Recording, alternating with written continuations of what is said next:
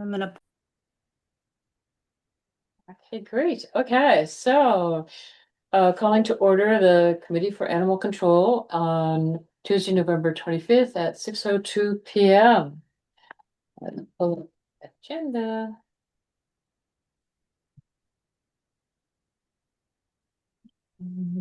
Go. I just bought a new little laptop. I should have brought Okay, are there any changes or additions to the agenda? None here. Okay. Oh, hey, Kim, can you do minutes tonight? Would you I'll, mind doing minutes? I'll do them. Oh, you'll do them? Okay, fantastic. Thank you. it. Thanks, Chris. Yeah, really, to the rescue. It's just so hard to run a meeting and take minutes at the same time. But Yeah. anyway, so thank you. Approval of the previous meeting minutes, we have November 15th to approve. Is there a motion to approve those minutes? I so move. Second? Any further discussion? None here. All in favor, say aye. Aye. Aye, so moved. Okay, great. New business. Did everyone get that email that I sent that had, Yes. before we go to the discussion of new members, I just want to make sure you got the draft that I sent. Yeah, okay, great. Indeed. Discussion of any responses to call for additional committee member. Edie, was there anything posted on the website? I haven't checked. There was, it is on your page. Uh-huh. And I did not, I thought of a few people to consider asking, but I have not done that.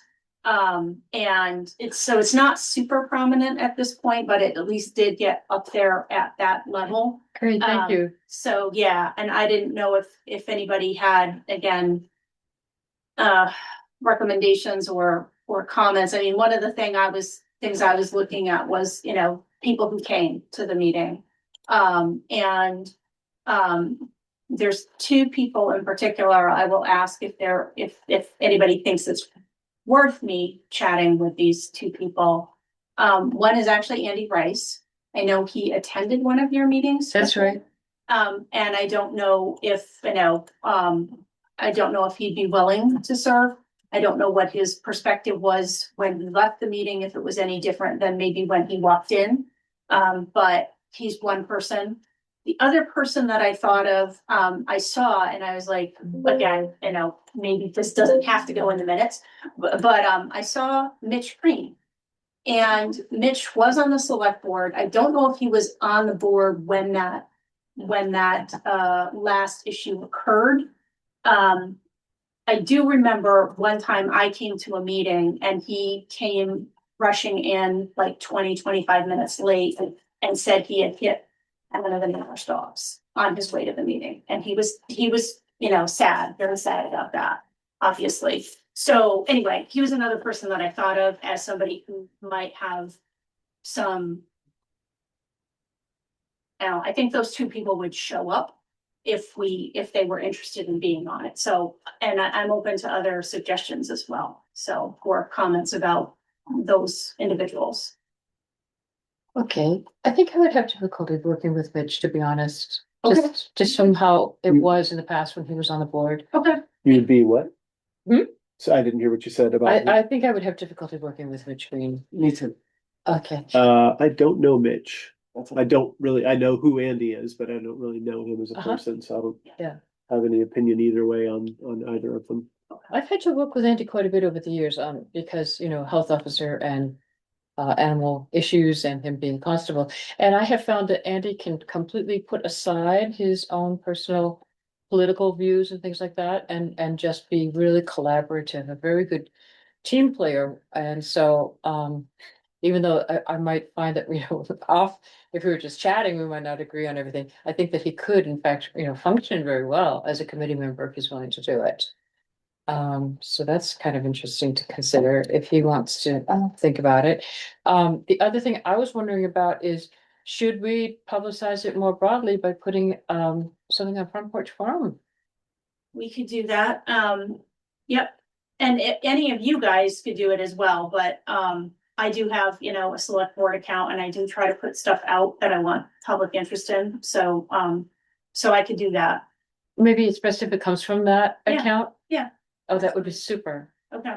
And Right. I apologize. Did you say there hadn't been any response so far to the posting on the town website? No, and again, it wasn't super prominent. I was like, what things can I bang out? So I got it on the page for the committee, but not on the front page and, so it's always a like rolling list of what can I actually accomplish in any given. Yeah, So it would just be great if you for are everyone. able at some point, or a family can, just to bump it to the front page would be super, so that more people will see it, because I'm not sure how many people actually visit our page. Probably not so many. Yeah. And I don't, again, It's important that you are. Yeah, not a high traffic website to my knowledge. I've seen statistics on our website and they're really long, actually, so, and we have the, the new page, but. Yeah, There's definitely other stuff that I had a time deadline to try to get out there, and so now some of that's off my plate, so let me work on that. well, that's good. Okay, so yeah, I think if we put it on Front Porch Forum, I think we might actually get a little more interest, because Yeah. that's really so used by so many people, so that'd be good. Okay. Okay, so moving on then to the draft that I sent to everybody. Someone just came in.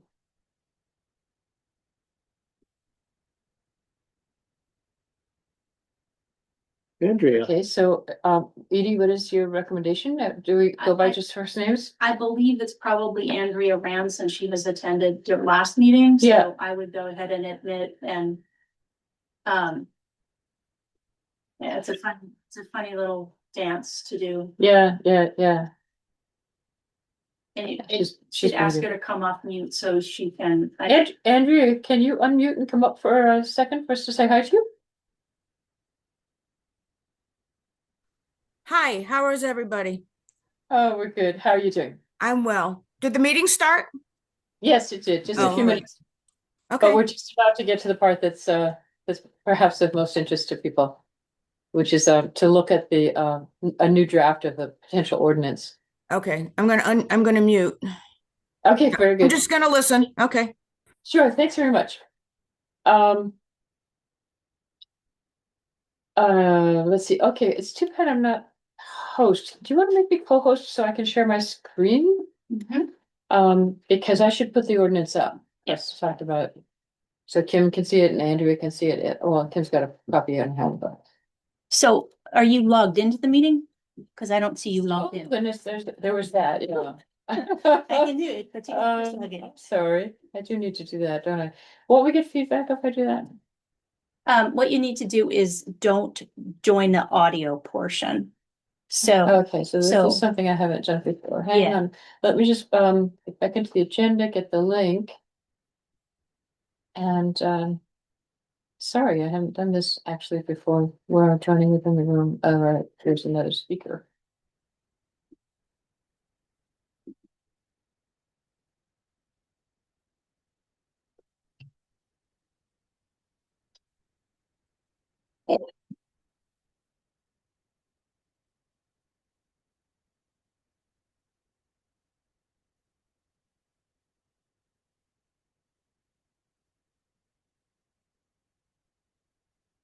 so do join, but the next question will ask about joining audio and say you don't want to join the audio.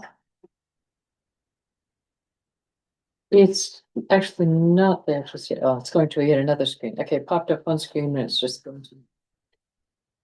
Recording in progress. So just by being muted, is that it? Where is that option? It usually pops up. If I mute my computer? Nope, that's not doing it either. Let me see if I can mute you from here. How's that? Say something. I'm Okay. talking, so I guess it's okay. All Okay, right. now. So now that's okay. So let me then make But- you a co-host. Okay,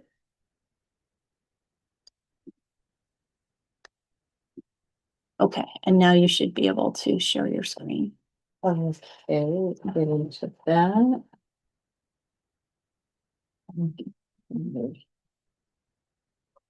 Which one can use that?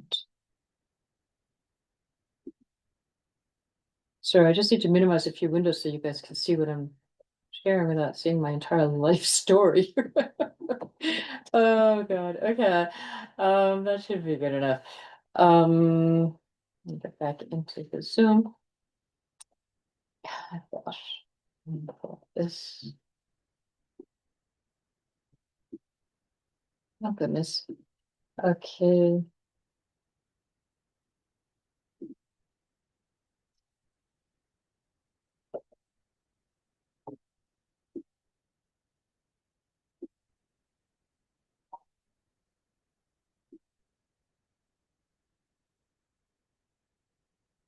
There we go. Okay. Sorry that took so long. Um, Alrighty, so everything that was a change from the original document from the model ordinance, I've highlighted, some of it being obvious, like, yes, we'll fill in town of Halifax. Throughout, where there's destruction or destroying humanely and things like that, that's so archaic. We don't destroy animals, and it's legally, I think, legally acceptable term to use euthanasia instead. So I've just swapped out every place that said that to say humane euthanasia. I don't imagine that would be controversial. Could you, wait, can you this make way. that bigger? The lower Sorry? right. Can you make the, Um, lower should right be there, able to. slider. There we go. Is that good? Yeah. Okay. As before, I added rabbit because that's now more common as a domestic animal than in the. So real quick, going back to the euthanasia. Yes, Could we, for the sake of heading off people's knee-jerk reactions to seeing euthanasia basically right in the headline, modify that language a little bit to qualify it in the to qualify it in terms of how it actually is referenced further down in the ordinance, which is to say, it's with the exception of one case, it's only the very last resort, right? It's never, with the exception of that one case, it's never something that the select board can simply mandate. You have to go through first offense, second offense, third offense, impoundment, try to adopt the dog, and failing all of those, that is the very final option. The exception to all that, of course, is a vicious dog attack against a human, in which Yeah. case it can be stipulated that humane euthanasia can be stipulated. So my thought was to put some, maybe just say possible humane some way to qualify it a little bit so that Right. it doesn't just seem like, but these are the things that we're looking at as potential punishments. Because right. hearing some of the feedback from people in that first meeting, they latched onto that, and people were Yeah. freaking out about dog destruction, and that's, you're trying to kill our dogs, etc. Yeah, and that's the other reason that I wanted to get rid of the word of destruction. Absolutely. But I can see what you're saying. So would it work to say something like, and in the event all other options have been exhausted? Something Yeah, that we will yeah, get, something like whether that. the lawyers will like it or not. but- Failing all other forms of remediation or what, something to that effect. Like we can, I think we can come to a consensus, but I just wanted to put that out there and get us thinking on a good way to again, qualify that phrase in the way that it's represented further down in the ordinance. Yeah, and I don't know why we couldn't change that and to or, which I Yeah. would think would really make more sense anyway. So what if we were to say or having exhausted all other legal remedies? I'm good with that. Humane euthanasia. Edie, did you have a question or comment? You want destruction? So if it's got a line through it, that means that I'm proposing it would be eliminated, but I didn't actually just cut it out because I wanted you to see what I eliminated. So Yeah. in an actual version of this that we would submit to the select board, they would know that that means we're getting rid of destruction and putting in its place humane euthanasia. And I did say, I didn't take away that last bit of the purpose sentence, preserve the quiet enjoyment of its residents' homes and properties, because I thought it doesn't do any harm. And the more that we can without Yeah. creating controversy, keep the original legal terminology, the better we might do with getting it accepted by the lawyers. Mhm. So is there any reason we can't leave it like that? No, Okay, so let's see whether this will fly. We'll submit it like this and see if that passes muster. Oh, I'm sorry, Edie, I can't see you because Yeah. you're sort of in a line. Didn't I? I said it, aren't you? Okay, that's good, thanks. So a couple, just a note, I think that, if you're going to put humane euthanasia down, you probably should consider putting that in the definition section, which according to how VLCT talks about it, you do the definitions last. But the concern that I have as words change Yep. is destruction. Like, I know you said you've updated this in each place. In one case, I thought I saw that it was actually that the owner of the dog was allowed to take that action themselves. And, you know, I guess I just kind of saying, like, as much as possible, like the wordsmithing has to still be very direct about what is an option, Mhm. right? And, you know, Karen was like, well, why don't you just bring the whole section that's on enforcement up to the top? And I'm like, maybe in introducing it next time, maybe that's the way we should do it, is we should say, the beginning has some basics. We're not gonna focus on those. What people wanna know is, what does this mean for me? And what is enforcement? That guy was around yesterday, that little wasp. Anyway, Yeah. so just to say, like, I'm truly think as much as you can stick to what they have, it's, you know, like, it's not, it's gonna preserve the legal intention and allow for us to, be very direct about what the options are. This is an option. Nobody wants this option. Nobody wants that, right? So, but at the same time, I'm just like, yeah, and I think in fact, in your first round, you had taken a lot of that whole thing out, and I'm like, these are the options that we have to take action, in the circumstances that are described later, right? So keep it as simple as you can, and then I will stop sharing my thoughts on that. I think it was just, think about definitions, think about keeping it, as similar as you can, and not, the presentation of it is gonna be a big part of this. Yes, it would, yeah. So Well- I'm very cognizant of it at this point, so. In terms of the word destruction, it's not included in the definition anywhere. And to Exactly. me, destruction is like, we all can deduce what they mean, but just the word destruction is far more broad and vague to me than humane euthanasia. Yeah, so, So if destruction isn't defined, and I'm fine adding a definition if we need to, but Yeah. just You may not need to again, but yeah, I just, you know.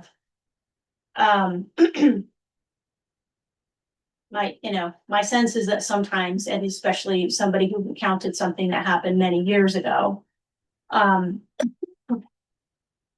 The owner took action themselves of their own accord, and it was not probably would not probably be considered humane euthanasia. and I'd like to point out that that's also illegal. It's illegal for one to do anything to one's own animal that is inhumane, including inhumane euthanasia.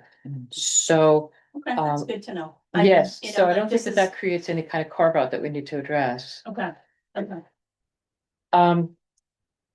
Well, I think my feeling too is that I agree with Chris that, because humane destruction is not defined and is a lot more in need of definition, in my view, than humane euthanasia. I think I'd like to see whether we can go with this route. Mhm. If the select board decides that they want to add a definition for humane euthanasia, that's great, but I think that it's a term that I think it's. has a commonly understood meaning. Yeah, I think so. As opposed to, for example, the first definition of dog, not everyone would consider a wolf hybrid to be a dog, and so that needed to be stated. Yeah.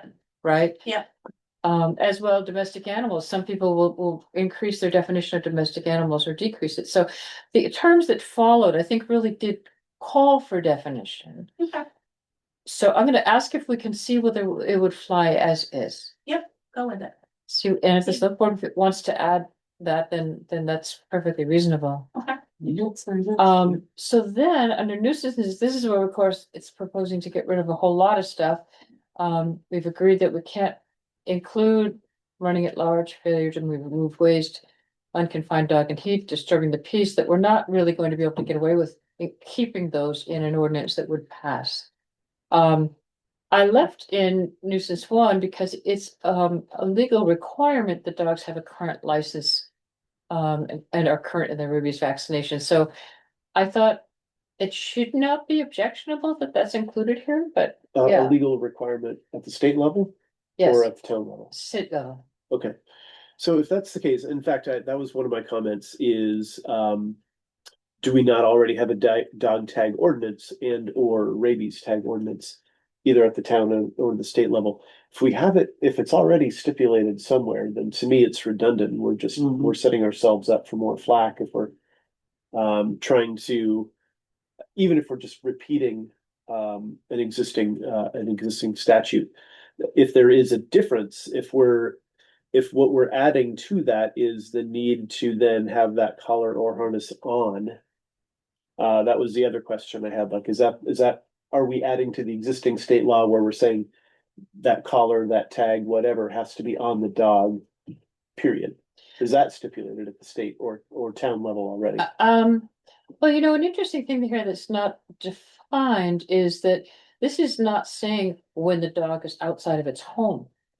Like my dog Exactly does the other not, comment I had. right? So like- my dog doesn't wear, my dog has my dogs each have two collars, one that they wear in the house that has their ID and my phone number, things like that.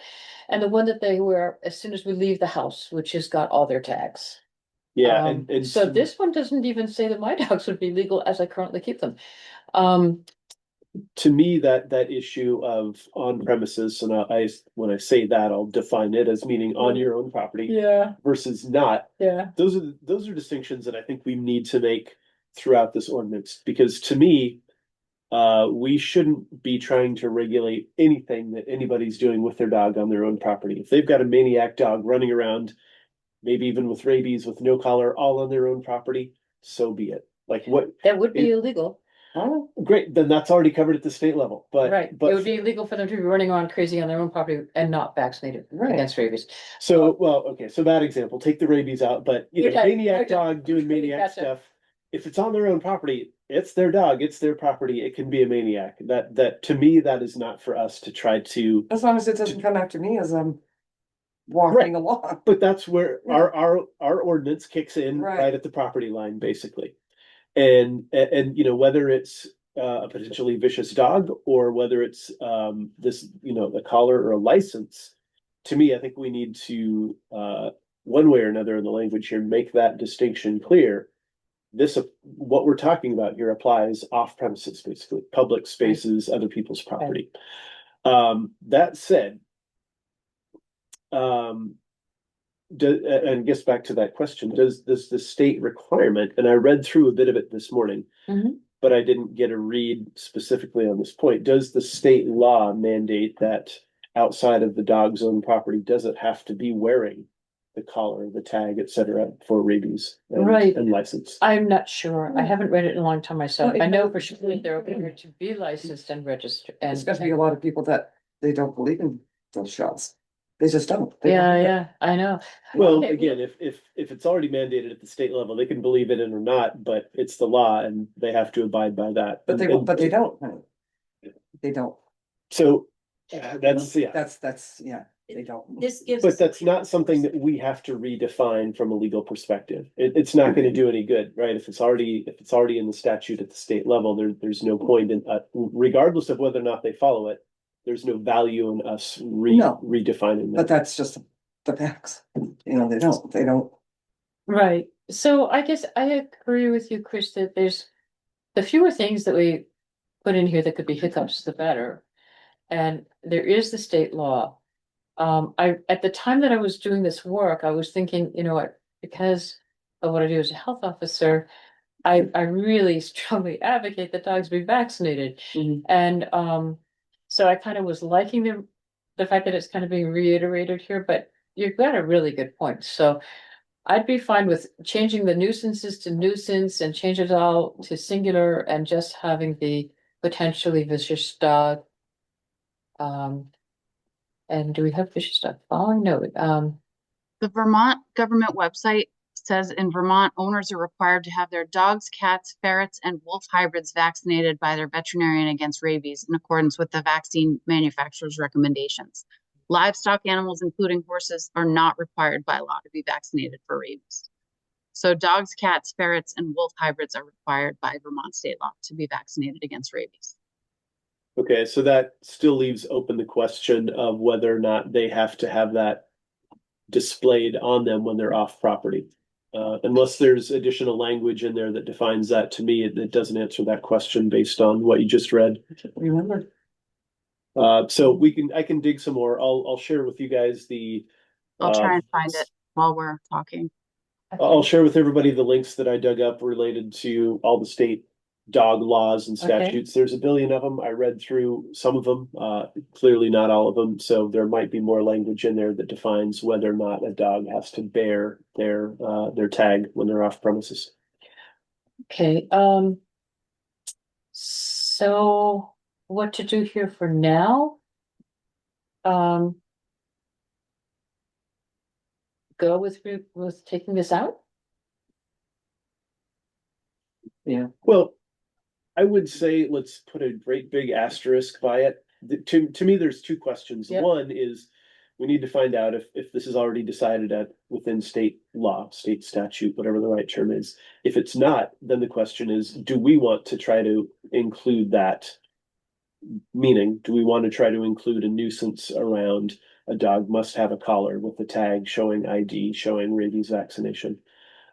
Why don't I just give this a different color of highlight, saying, which means we're to come back to it. That sound good? Yeah, to me, and to weigh in on that second question, if we get to that point, to me, this falls more under the category of running at large, because a dog with or Yes. without a tag he's right, yeah. doesn't necessarily mean it's potentially vicious. Right. It only becomes important if that dog does become potentially vicious, but one does not imply the other. So to me, it's starting, we're getting a bit of scope creep, if you want to use that term, where we're focusing on this and then, oh, this issue is kind of adjacent and kind of related, but Mhm. it doesn't, a dog with or without a tag doesn't have any bearing on whether or not it's going to be potentially vicious. And that being the case, let's play devil's advocate here. Is there any reason that it needs to be there? As opposed to saying, can we get it out? Can we remove it? Is there any reason it needs to be in our ordinance? Yeah, and my 2 cents is, even if the state doesn't define this anywhere, I would say let's omit it from Yeah. this I for the agree. reasons I Okay, just mentioned. Edie, I think like one foundational question I have is, what happens when the animal control officer finds a dog that has no identification on it? How does, like, his task of trying to figure out whose animal it is just goes up exponentially. And Totally that's, agree. That's, to me, that's like, I don't know, again, having not gone through this version of it, right? But it is kind of one of those things that is foundational to identifying an animal.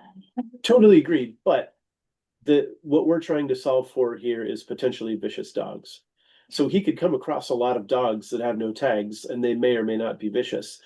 My thought is, if we start to get a lot of potentially vicious dog complaints, and Kyle or whoever is out there and a lot of these dogs don't have tags, then great. In a year or 2 years, we now have a very good reason to come back and insert this kind of language as a way to amend what Kyle has to do.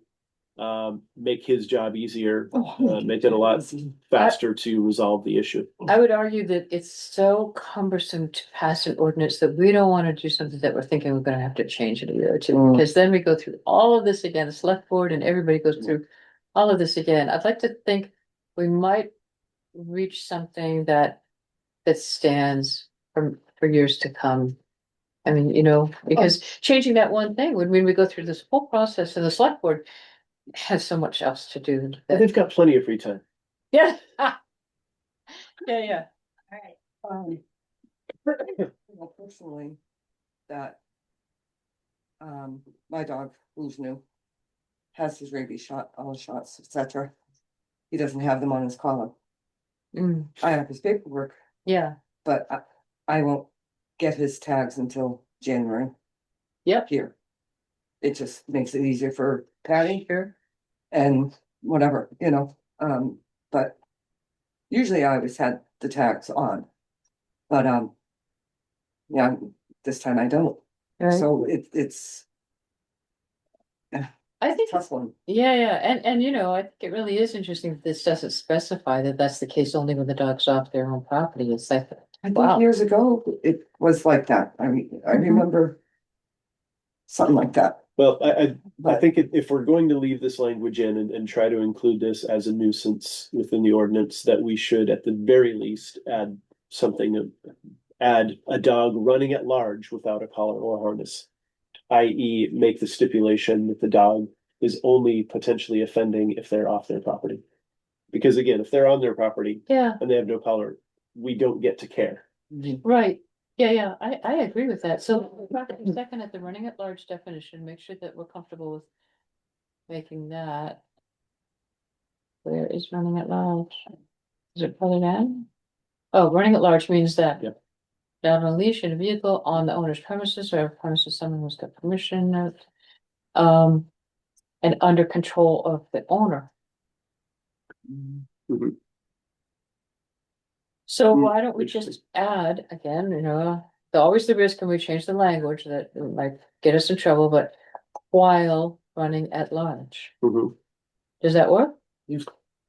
depends on- It works for me, yeah. Yes. I Yes. will give myself the task to research whether or not the state does define any of this collar tag issue off premises. I've been looking and I can't find any language that says a dog is required to be I think it's wearing more ID or rabies tags on or off property. Thanks, Kim. Okay, Okay, so nuisance 2. My thought there was pretty much verbatim. The bulk of that text is, I think exactly verbatim, is taken from section 3G, where we define a potentially vicious dog. We're repeating that whole definition of a potentially vicious dog here in nuisance 2. I would say just replace that whole paragraph with refer to section 3G above.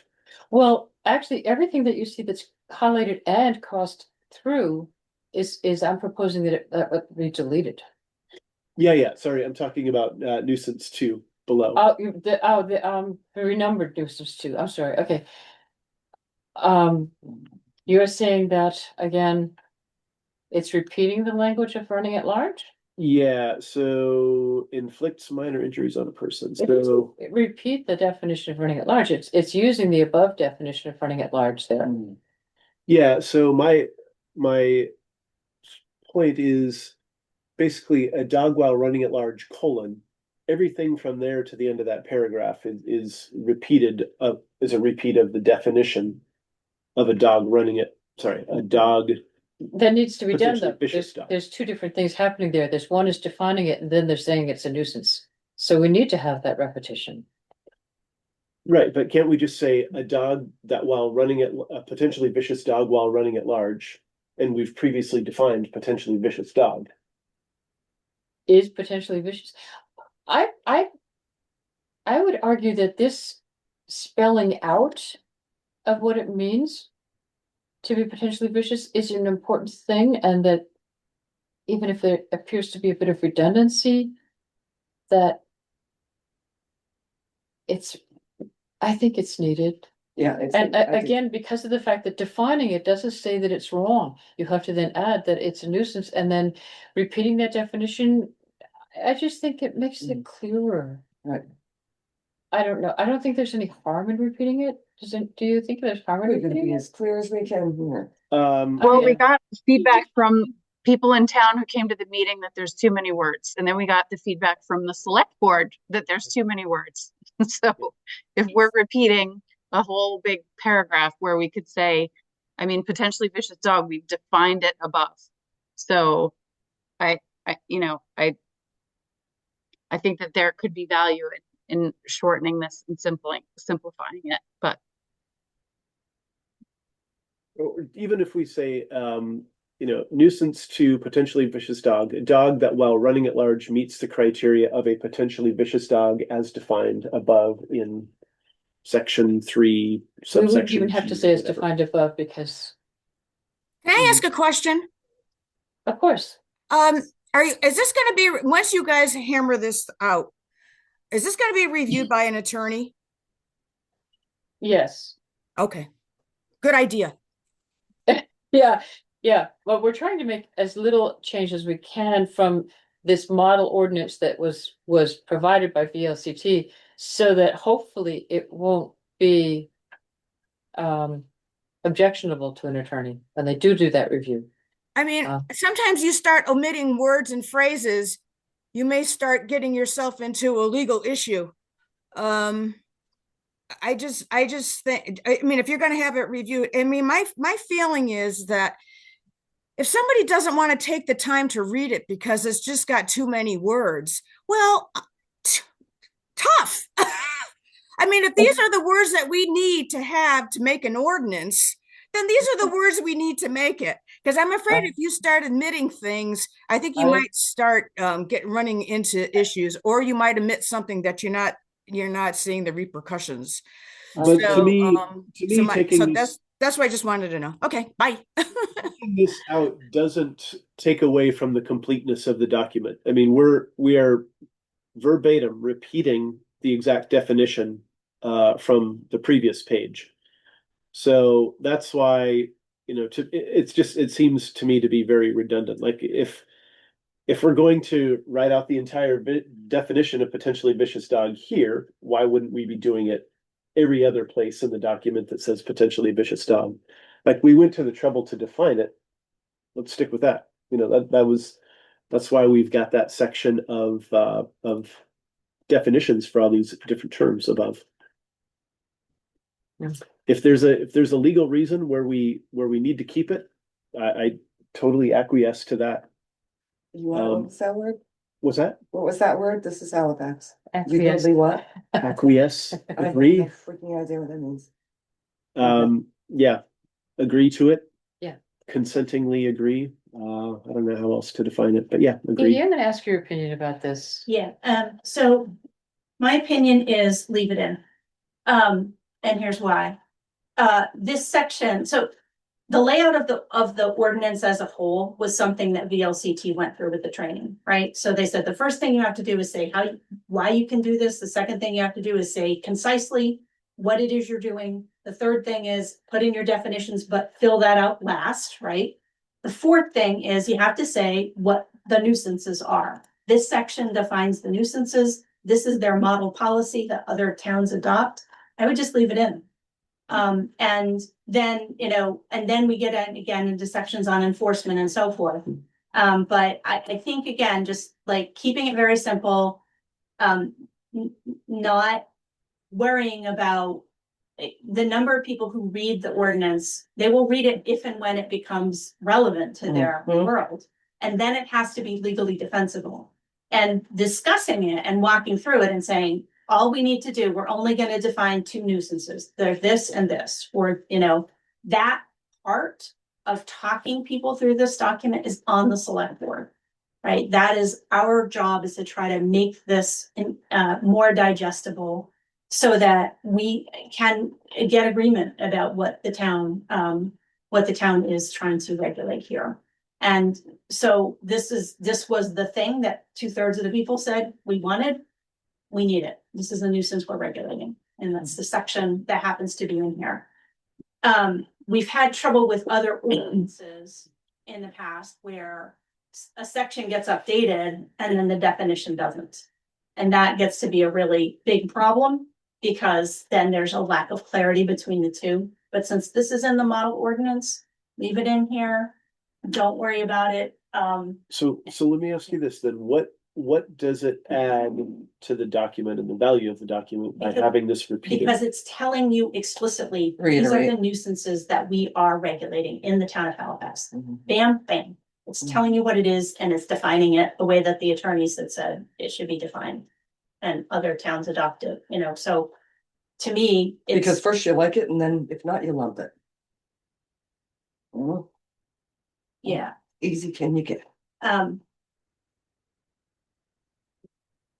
So this is, you know, this is in here because this is one of the ones we are going to regulate. And this definition here is really like saying, here's the situation, here are the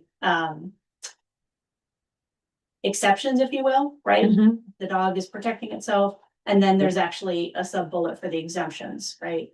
So, So how about one of the other things that bothers me about repeating bulk chunks of text like this is when I was reading through it, and for anybody else reading through it for the first time, if they're reading through this very thoroughly, they are going to be obliged to read through this whole paragraph and think to themselves, all right, I just read through this whole definition of a potentially vicious dog. Now I'm reading through this whole definition, this whole other paragraph.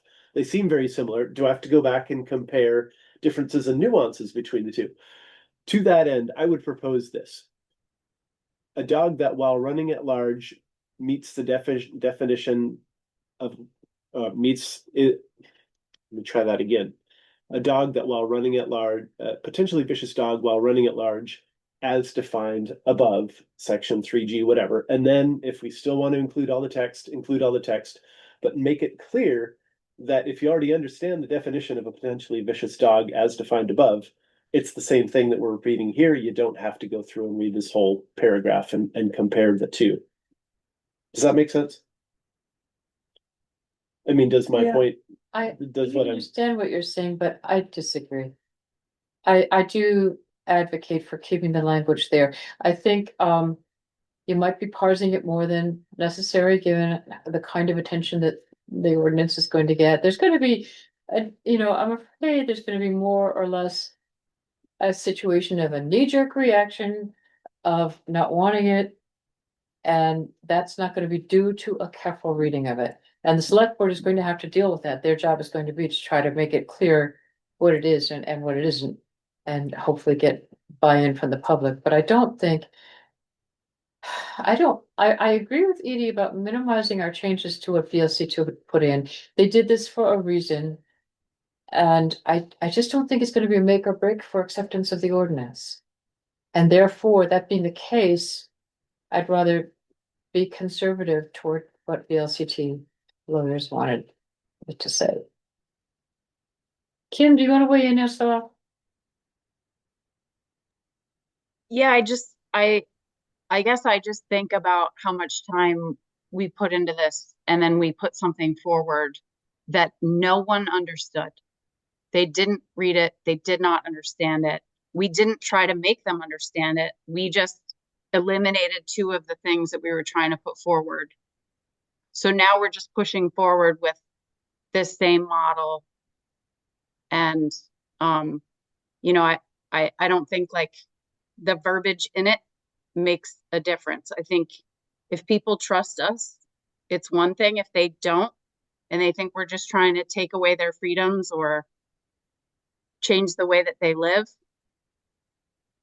So I guess the getting lost in the minutia of all of this, I'm thinking of like bigger picture. Like we did not communicate this well. It went terribly. So we just eliminated two things that people didn't understand what we were trying to do. So that no matter what we try to do here, no matter how we understand it, I'm just afraid the same thing's going to happen again. People aren't going to understand what we're doing. They're not going to read it. It's a dense document. So a lot of it comes down to trust of us and what we're trying to do. okay, Edie? let's leave it in, move on. yep, just to say again, the substance of what the task is what we've asked you guys to work with. And unfortunately got caught in the emotion that was not, that we had to deal with prior to that. And that's on me. That's not on you guys. Adopting an ordinance is not an easy task. And I think we understand from that, that initial learning, right? Like, here are some ways that we need to address this more careful with a longer, more careful meeting. And over the course of time, having the conversations with people. So, kudos to each of you for taking the time to really think carefully about this, but don't be afraid to lean on the expertise that we have as a model ordinance that has been adopted in large part in many other towns. Exactly. Without a lot of, without a lot of concern for the specifics. And again, the format of the ordinance, they said this, these are the sections of it. Maybe just walking through that for those who do want to have a more detailed reading is fine. But most people, what they want to know is what's in it for me. And that's what we have to get to in the next round. But thank you for listening to my. I agree with Edie. Yeah. So can you accept that we go forward for the time being with that in? Yep. I think that there are some strong arguments for doing that, so, yeah, I think the people that object are not gonna be objecting based on any kind of a reading of it whatsoever, sadly. exactly. Unfortunately. Okay, so if we move on, the next thing was enforcement, and, I just highlighted where, I had to insert what county it was, and it says either select board or enforcement officer, and then I haven't read whenever I want to say, let's talk about this. Is there any reason not to keep both? Is there a reason that they're saying either or one or the other? Sorry, backing up, you're on section 6, enforcement. Yes. Sorry, just to further bog things down, That's okay. backing up to section 5. Okay. The very end of it.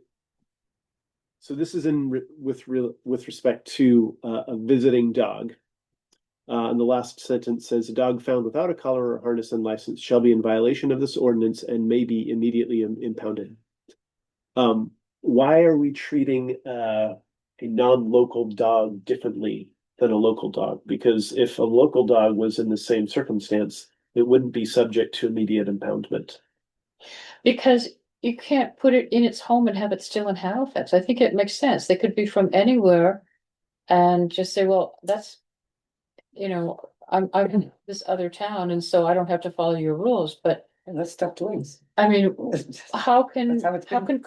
Kyle's hands are tied if we don't offer him this power? Right. Wouldn't the action be for Kyle to see if there's a dog tag, call the number on it, and then This is saying a dog found without a collar. oh yeah, true. Okay. Okay. Well then Isn't good. it That like- answers the question. Okay, then. this dog Thank you. running at large, he has no idea whose it is. Yeah. Can't find an owner. And has no reason to think that the owner's anywhere in town, so he has to just be able to hold the Yep. dog until he gets. Nope, that makes good sense. I missed that part of it. Okay. Alrighty, so, do you think there's some legal reason why they wanted to select either select board or enforcement officer, or can we keep both? Yeah, I am fine with keeping both. I need to go back and learn more about what Vermont Judicial Bureau means and implies and what that organization entails. And same thing with Windham County Superior Court, like what their jurisdictions are, what their differences are. To me, I don't know why a matter would go to one versus the other. And that's simply because I know nothing about the scope of or the domain that each one has jurisdiction over. So I need to go back and self-educate on that a bit more. But to me, yeah, select board and enforcement officer is fine.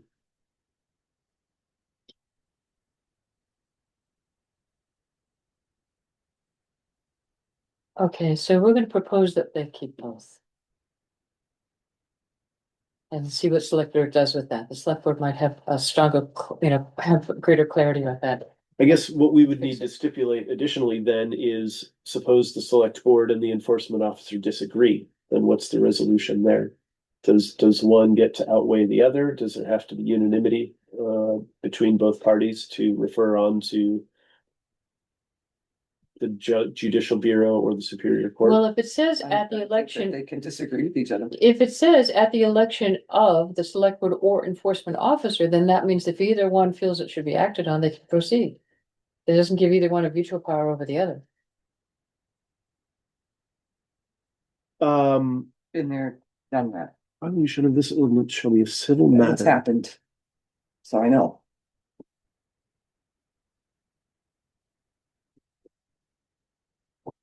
So I guess then I need to take a step back and understand the intent of this sentence. Is the intent saying whoever, select board, enforcement officer, Mhm. maybe both, they have the right to refer this on to the JVB or the Superior Court, or they also have the right to keep it locally at their discretion? Is that the point? I think that's the point. Okay.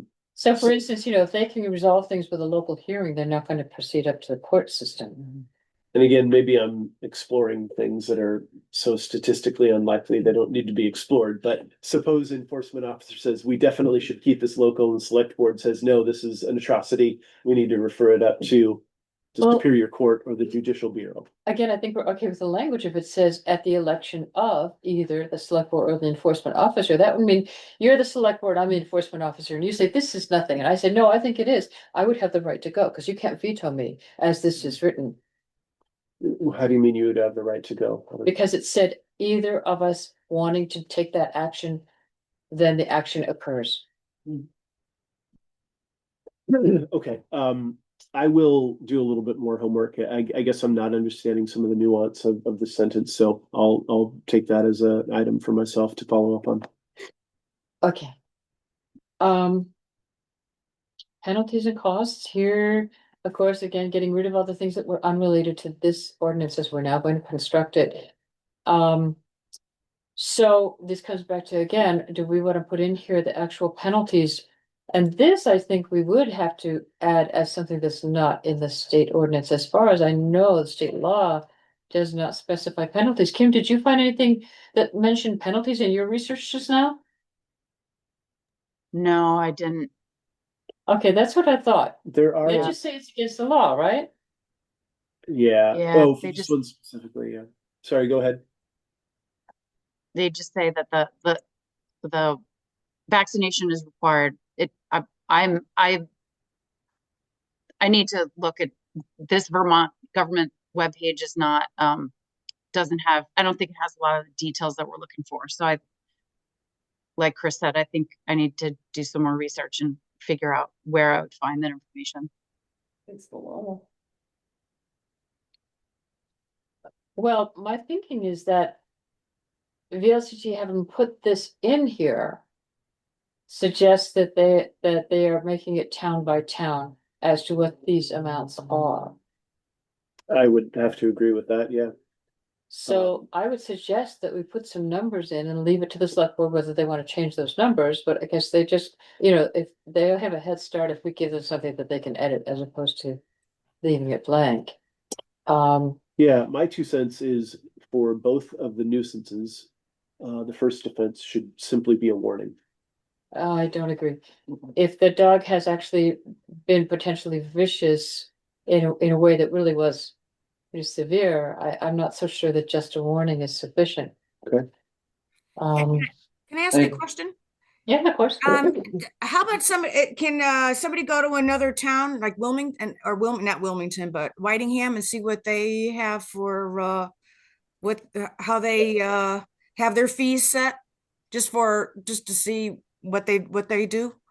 Yeah, that's a good point. So I don't know if you were dialed into the last meeting, but Kyle had gathered up the ordinances from surrounding towns. I have that paperwork. I didn't see if they call out specific fine dollar amounts in there, but I would imagine they did because their language seemed to be very much based on the VLCT model like ours. So unless they just omitted that completely, they probably have that in there. We can use that as a reference, certainly. And it might be a good guide.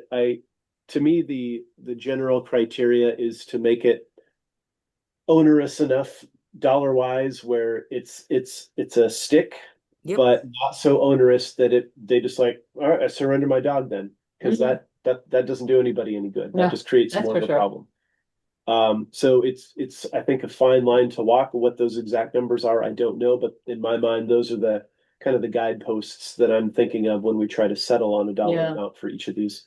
Yeah. Well, and the other thing, at the last meeting that we were talking about, I think it was Edie that gave us some information about the past ordinances and the fines and waivers. And it seemed like we were kind of thinking of it as a fine would be this amount and then the waiver would be half.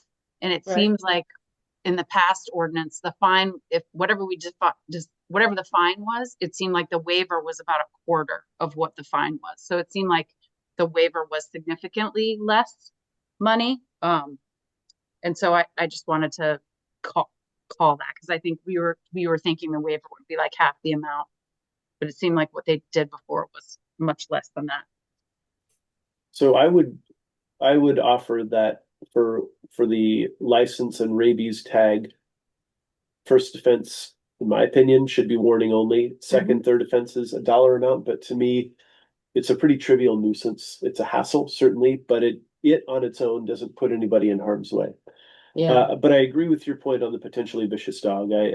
Even for the first offense, I would lean toward a warning, but there are definitely cases within the definition of a potentially vicious dog where it could be severe enough where it needs to be beyond a warning.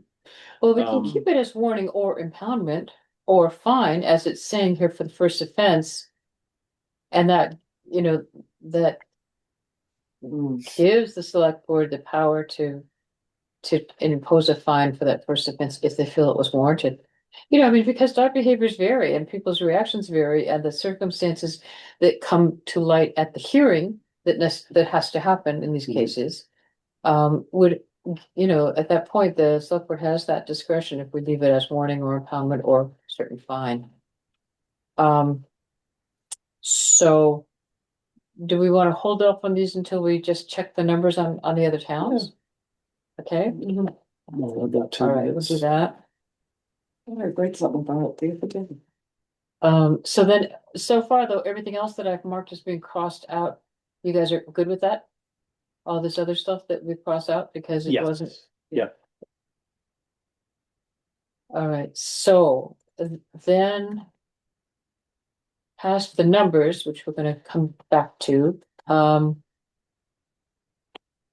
determining the sequences of offenses, we're supposed to fill in how long before something is a new offense versus it's a subsequent violation. We just need to put numbers in here. A subsequent violation that is identical to and that occurs within blank months of a previous violation shall be considered a higher offense, that is second, third, or subsequent. I'd like to make this fairly broad, like 3 months. I was just gonna say 3 Even months, 3 months? 3 months, yeah. Is 3 months okay? Mm. Um, I need to step away for just a minute. I'll be right back. Yeah, yeah. So my thought earlier on the day on this was how frequent does it have to be to start to be a habit or a pattern? And I think that's kind of That's the what this is discussion about, really. that we had before. So if it happens, I think we would all agree, like if it happens once and then the same thing happens 6 months later, it's not necessarily a repeat offender. I mean, technically it's a repeat offender, but it's not like a habitual type of thing. Well, it will become a habitual thing because it happened again, and then it will happen again. Right, actually, but where do we draw that line? Like my dog gets out and runs through the forest more frequently than every 6 months. And again, that's not what we're talking about here. But as an example, suppose that was something that there is an ordinance against. Is that something that we need to, is that frequent enough where it needs to start to tally up and be considered like a habitual offender, I basically? think that depends on what the action is. So for example, if I'm walking past someone's house and their dog charges me and is awful, and it's a really bad situation, and I have to defend my dogs and find my way home safely. The dog didn't actually attack us, so it's only a potentially vicious dog. If that happens to that dog again 6 months later, I'm not gonna say this is the first time it's happened. I'm gonna say this is a second offense. Well, I think that's a good point. So If I it were don't, just a matter of the no collar, no license kind of Yeah. thing, it's like 6 months later, well, then say, well, they were really okay for most of the year and then they screwed up again. You see, it depends on what the offense is. absolutely. That's part of what I was getting at is whatever we set these months at, I don't think we should treat the two nuisances on the table equally, right? To me, they're not the Sure. same time frame. If you got a dog biting somebody's leg even once a year, that's too frequent. However, this is, and in this section, the sequence of offenses for violations of this ordinance, so it is lumping them together. Yeah. And I would say that I would argue for going for the more conservative, which is to say a larger number of months. Yeah, to me though, I still, the collar thing, the license thing, and a dog attacking somebody are just so completely unrelated. So should we take two different sequences of offenses? Do we need to repeat section C specifically to each offense? That's my vote because, like I said, with the two nuisances that we have are so unrelated, they're so uncorrelated that that one shouldn't necessarily punish the owner the way the other one would. And if we do that, we're making our ordinance longer and more complicated, which brings me back to the first proposal that you had of eliminating the thing about licensing. Yeah. Which would keep us from, I mean, you see how gummed up this is gonna be if we start to have two structures of duration, you know, I mean. We But are trying to simplify. I suspect if I'm looking at it like this, there's going to be other people that are going to have the same objections, right? Like why should I start to get exponentially more penalized? So suppose my dog gets out without a collar 3 times and then it bites somebody. Like I'm getting very unduly punished for that one bite versus another dog that just bites somebody once, and those 3 dog collar offenses, like who's truly harmed by that if it's just a dog out without a license? So that's kind of the lens that I'm looking through it at it's that's why I said that those two nuisances are so uncorrelated. They are, that's, I mean, I was the one who used that, it does matter what the offense was as to how long of a time we should say the person is Yeah. still liable. So if we start to divvy it up, it certainly adds more complexity to the ordinance itself, but to me, it's worthwhile complexity in this case. Well, is that an argument then perhaps to go back and reconsider the idea of getting rid of ordinance one of nuisance one? It won't take much convincing for me.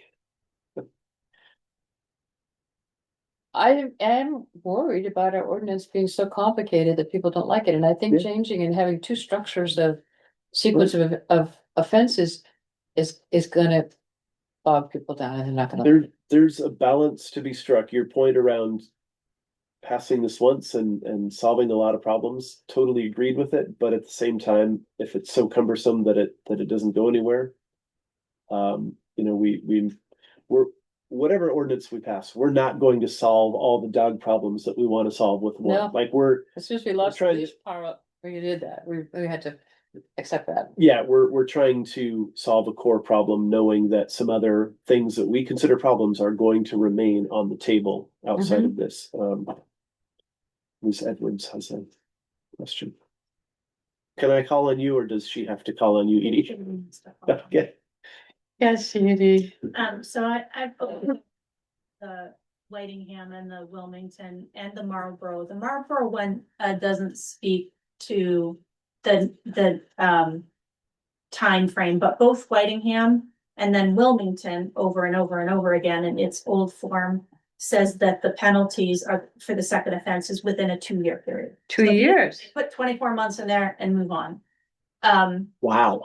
Yeah, I mean, again, my sense is that we don't have somebody roaming the town trying to find dogs that are out. Has to be somebody making a complaint. And while these things might be unrelated, generally speaking, it's just the kind of thing where it's like, it's giving us a tool to say to people, you know, these are the rules we've agreed to. Your dog has to wear the collar. You know, let's start that conversation, and hopefully never get to the second conversation about a potentially vicious dog. So anyway, I just wanted to give you those timeframes. And- Gee whiz. Yeah, 24 months really resets my scale. I hadn't been considering that long of a time frame at all. Yeah, for the But second. That's in- again. you know, if two we're- downs. Yeah. In the context of some of the more violent scenarios that we're considering here, yeah, you know, like Yeah, take our dog, like if, you know, that's been 2 years at this point. If it happened again, I've got a real sensitivity to that. If it happened absolutely. again tomorrow or even 6 months from now. And it could be with the same owner or different dog. That is still a second offense because it counts to the owner, not the animal. That's another one of my notes that Okay. I've got notes. Okay. So back to your point about should we Well- include the collar nuisance or not? To me, this point of potentially adding a different number of months for collar violations Yeah. versus other violations. Yeah. To me, that's not a reason to exclude the collar thing. Like if we really think the collar thing should be in this ordinance, we should find a way to include the wording. I don't necessarily agree that the collar thing on its own should be in this ordinance, though. If you Right. track my I follow you. circular. Yeah. Um, Jenny, what do you think? Do we want to keep this in here or not? This nuisance one, lack of a current license or reader's tag. Yeah, Keep it in here? Oh, can I say something? Of course. I really think you need to have people license their animals and really know that they need to license their animals, their dogs. I don't think that's something that you should be wavering in at all. well, to be clear, the question isn't whether or not they should be licensed. The question is whether or not they should have to have their license on them when they're off their own property. Because When the they're off their own property, state law already requires licensing and rabies vaccination. you have to have that if they're off the property. Because if somebody gets bit, then the first thing that somebody's going to ask is, whose dog is it? And then the next question is that dog up to date on its rabies? Because if the dog isn't on its up to date on its rabies, I'm sure Dr. Kelly knows exactly what happens on that end. Well- It's not pretty at the vet's office if the dog is not, if they don't know if that dog is up to date on rabies. And I just think that's a stopgap for people that get bit, or if the pet gets bit. You want to know if that dog has got rabies or not, because if it doesn't, and if you don't know that it does, then your dog or the person's got to go through all kinds of rabies vaccines on their own. Well, that's a very good point, because what I was saying earlier is that these two nuisances aren't very correlated. Your point starts to correlate these things more tightly. So yeah, I see the value. I see more value now than I did 30 seconds ago in still including this nuisance. Okay. Yeah, I just think you might not want to be playing with the wording. I really think you're going to get yourselves in hot water. Yeah, okay, you know what, I agree with your point, but I do want to just dispel a common misconception. If a dog is not current on their rabies vaccination and bites a person, that dog does not get euthanized. It does But they get get they get 2 weeks of quarantine, right? 10 days, 10 and that's days. to see whether or not the dog is current on the rabies vaccination. The difference is at the discretion of the health officer, the degree of confinement that counts as 10 days confinement. So that's that's a judgment call that I'm allowed to make as health officer. If I see a completely irresponsible owner and one day later that dog is loose, then I'm going to say confinement for 10 days means at the Wyndham County Humane Society. A responsible owner, I'm going to be able to let that dog do its 10 days at home. This is regardless of its actual rabies status. So Okay, I stand correct. The scenario I was considering based on Andrea's point was, suppose an untagged Right. dog bites somebody, Right. and we have the dog in custody. We can't confirm who its owner is or whether or not it has rabies. Then what does the bitee have to go through if they were potentially bit, do they have to go through some rabies protocol? Not if that dog is in hand and can be confined for 10 days, with or without the owner being involved. Okay, So- so you'd be able to determine over that 10-day course. if So, the dog yeah, has what rabies. happens is that the rabies, let's not get into the whole pathophysiology of rabies transmission.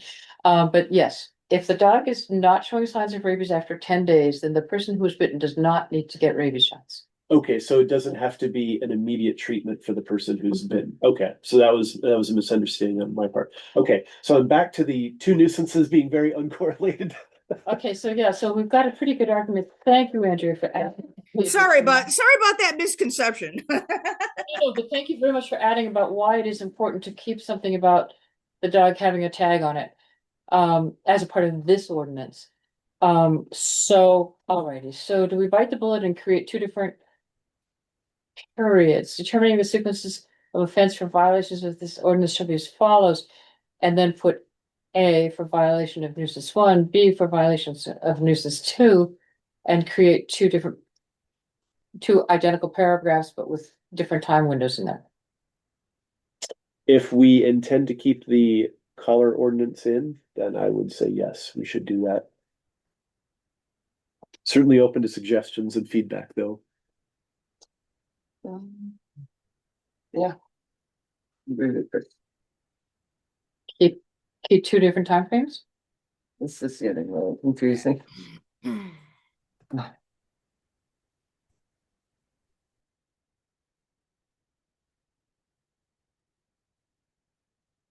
We can try it. I will point out that it's a pretty significant rewrite of what VLCT gave us to work with. Yeah. It is, but we're just copying and pasting, right? There's nothing. No, by adding that there's two different offenses, but okay, so let's give it a try. Oh, I see what you're saying. Yeah, because their model is lumping them all together. Yeah, that's my worry.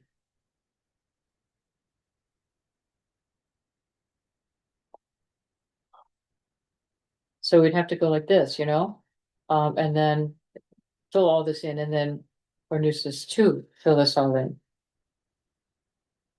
Do we want to try to do that? See what I'm saying? Yeah. Well, let's see. Subsequent violation of the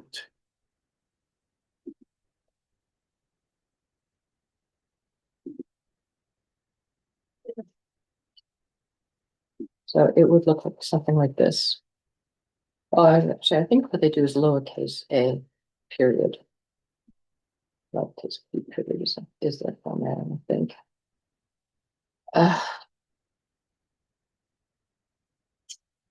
Yes, yeah. You want to give this a try, see if it flies? And now in this case, put a short window for nuisance 1. So that a person can go back to being violation number 1 within a short space of time. And I'd be thrilled if we could put in 24 months for nuisance 2.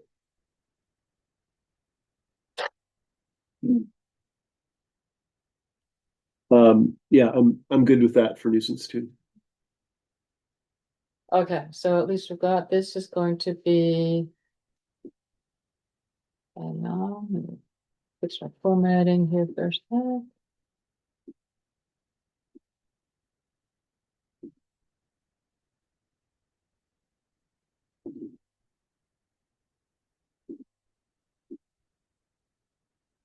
This is the same, I believe, after, so because you knew that's okay.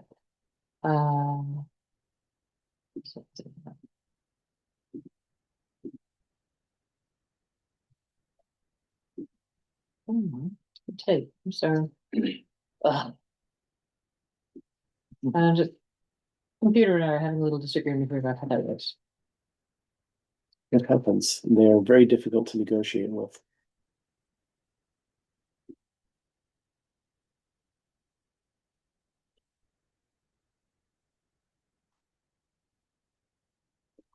So as it stands right now, just in thinking about nuisance 1, I know for us to register our dog with the town, we had to Mhm. provide rabies vaccination to get Yep, registered and licensed. yep. So is there currently any penalty from the town clerk perspective for not doing that? Or is it just a voluntary, like, if you want to register your dog here, then they have to be vaccinated and you Well, have they to send register with the town clerk? something sent in the mail. They send you something in the mail. As I recall, there is a penalty, but I don't remember what the fine is, how much it is. Okay, Okay. so to fill in for nuisance one, that's what happened, is I was on the wrong paragraph. For nuisance one, Mhm. we want to make that a small window. Do you want to say something like 3 months, 2 months, 3 months? Could we have 3 months here? Yeah, I was thinking 3, 6, anywhere in that range I could be talked into. If you guys are on board with 3, then let's go with 3 for the time being and submit Yeah. that to the Jenny, you board. okay with Three. 3? Yeah, okay. Mhm.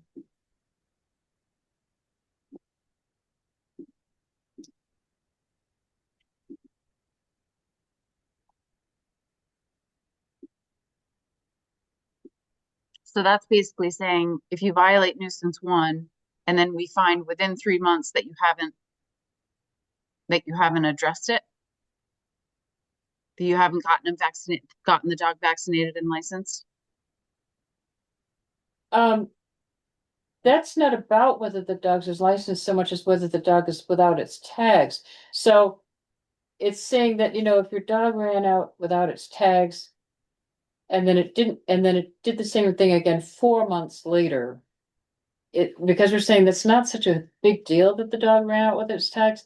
We're saying you've already been forgiven and you're back to offense number one. Yeah, I'm thinking of these timeframes as basically a probationary period after the offense. And once you've cleared that probationary period, the counter kind of resets for you. Right. Your sin It's is like being on forgiven. probation. You're on probation for a certain length of time. And then you're back to, you're free. Okay, I think we could move on then. Reckless dog owner. There's this whole thing about completion of a behavior modification program. I can't see having that in our ordinance around here, No, right? absolutely not. Okay. So. Yeah, I've got a number of problems with this section, which I think is unsurprising to everybody here. Yeah, so, I mean, what do we even want to say here? What is it we want to actually say here?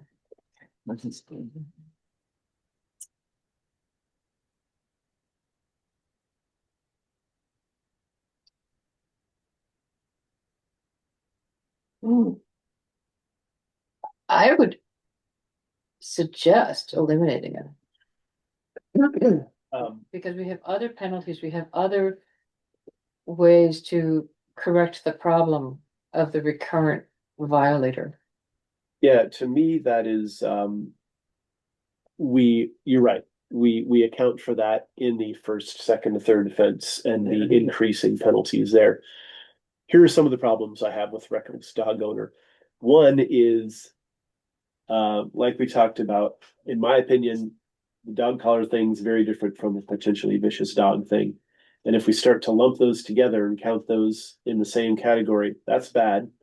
Two is if a person has a lot of dogs, they're statistically invariably going to have more violations than somebody who just has one dog. Even if they're a pretty darn good dog owner, their dogs could be sneaking out.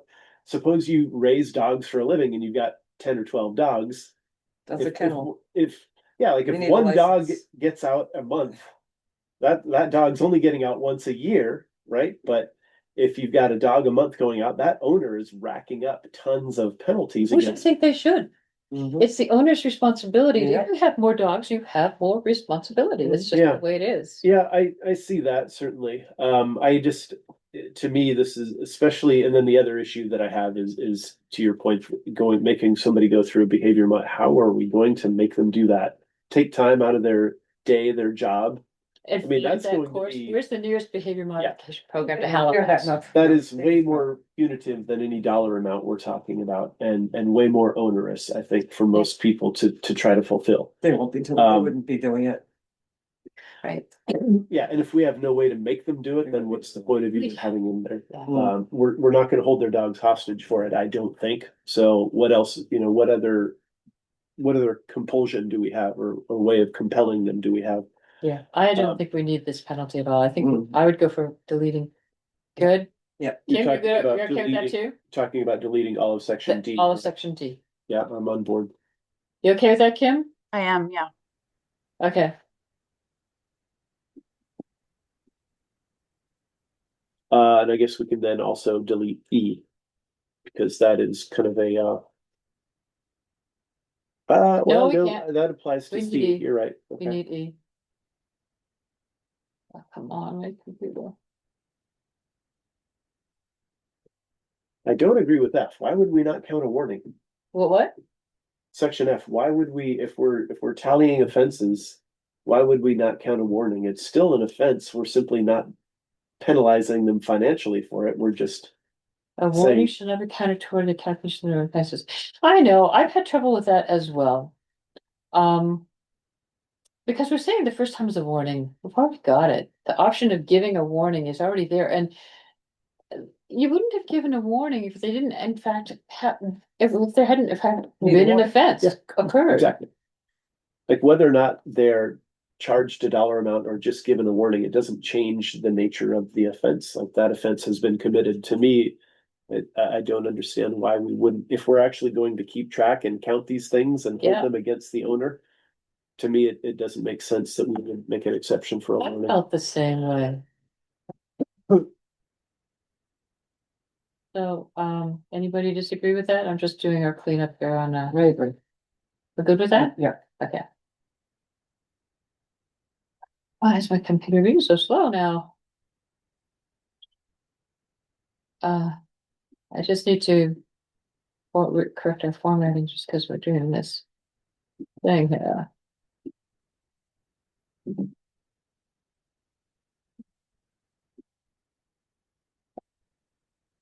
Sorry to take your time with this, but if I don't do it now, I'll never remember it later. Oh, yeah, totally agreed.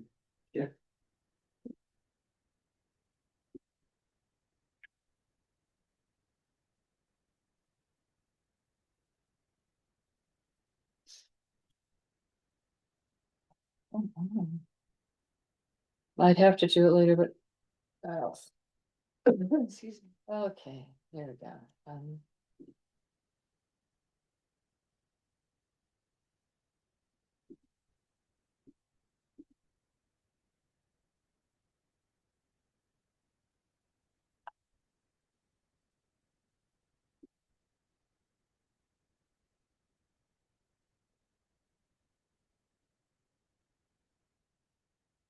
And we're going to delete this.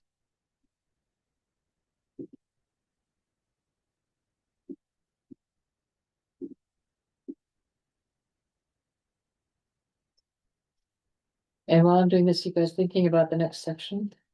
Deeply.